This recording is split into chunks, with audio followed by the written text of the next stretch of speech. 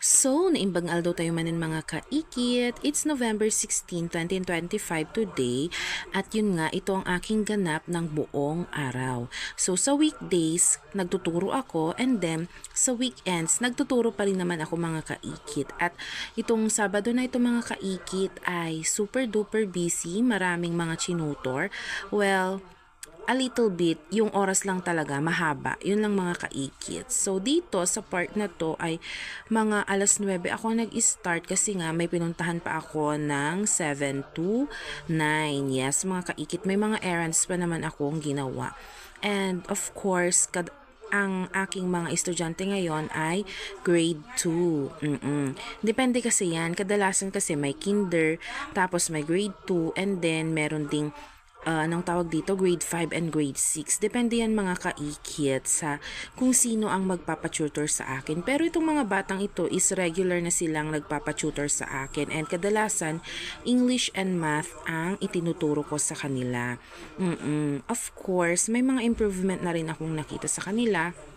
And then sa Math, yun nga, nasa multiplication, yes, nasa multiplications topics na sila mga kaikit. At yun yung mga itinuro ko sa kanila. And then, kadalasan, ang gusto ng mga nanay nila is ma-develop yung spelling. Yes, yung spelling skills, reading comprehension skills. Lahat na ng skills na pwedeng maituro sa mga bata, mga kaikit. Basta yun.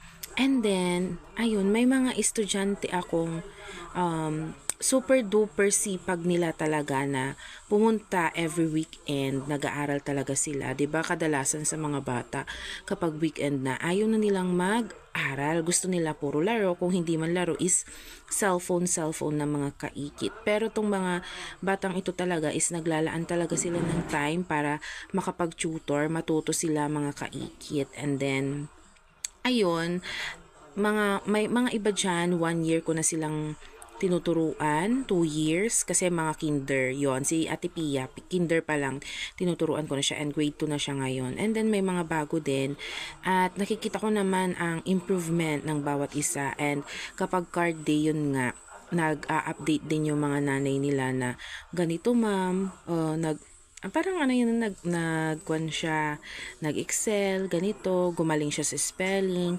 Tapos, ang tawag dito, yung isa kong kinder, sabi nung lola niya is, ayun, tumaas nga yung mga grades niya. Parang ganun. Ewan ko, basta yung grades ngayon ng pang kinder, basta nag-improve. Parang ganun mga kaikit. And I'm so happy about this. Ayan, yung mga na-start ko ng pag-tutor mga kaikit. And this is my day.